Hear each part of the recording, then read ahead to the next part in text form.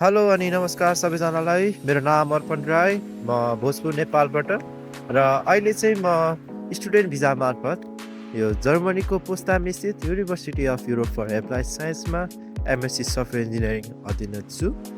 र नेपालदेखि जर्मनीको यात्रामा चाहिँ मलाई धेरैजनाले सहयोग गर्नुभएको छ र ती सहयोगी हातहरूमध्ये पनि एउटा श्रेय चाहिँ म स्टुडेन्ट कनेक्ट प्राइभेट लिमिटेडलाई दिन चाहन्छु।